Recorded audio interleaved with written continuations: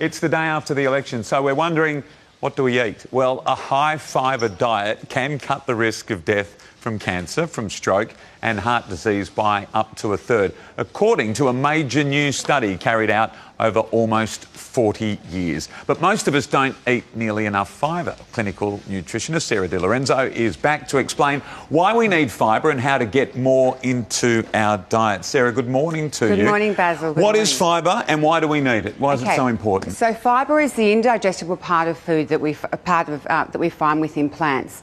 So basically we have three types of fibre. We have a soluble fibre, which is found in things like fruits and vegetables and, of course, things like oats. That's important for lowering our cholesterol and keeping our blood sugar levels stable. We also have an insoluble fibre, which is things like the nuts and grains and the skins of fruit and vegetables. That's really important for adding bulk to our stool and keeping us regular. As well, we have resistant starch. So resistant starch is things like rice and potato. That's important for the production of bacteria in our gut. We also need fibre to lower inflammation, slow down the absorption of glucose into our blood. Of course, it keeps us at a healthy weight. It keeps you full.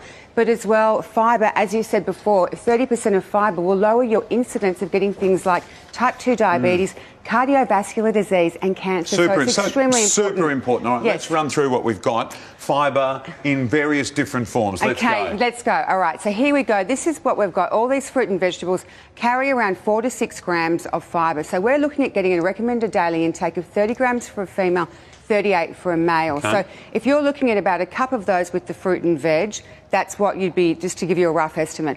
The nuts, of course, are about 3 grams. And then when we look at things like the grains, and in particular, lentils are about 7 grams for half a cup, and chia is a whopping 22 grams for half a cup. Tick for chia. So that's fantastic. They're all the high fibre foods, which comes naturally. OK, now over here, fibre, but maybe not the best fibre. No, it is. It's the good fibre. But this is, I wanted to lay out and just show people what does 35 grams of fibre look like. Okay. So it's things like we've got oats for breakfast. Lovely. This is about 8 grams with some raspberries. And then I've a pear. Pears are really high in fibre.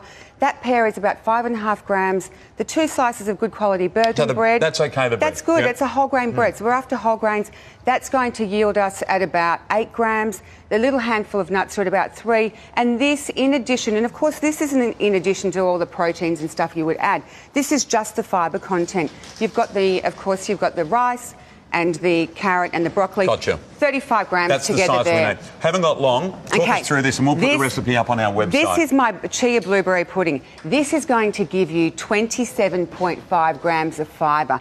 Just that little chia pudding. I've made a blueberry milk here out of the almond milk and these ingredients here to the right and soaked it overnight. There's a spoon there, Basil. You can try my blueberry chia pudding. My name's Billy, not silly. What do you think I was going to do? But that's 27.5 grams. And if you're thinking your RDI, recommended daily intake, is to be 30 grams for a woman and 38 for a man, that's going to, the rest of your day, if you're avoiding carbs, that is going to help you with a healthy weight, and it's only 200 calories. Sarah, as always, thank you. Most informative, sunrise.com.au. Time for the news at 8:30. Here's Sal.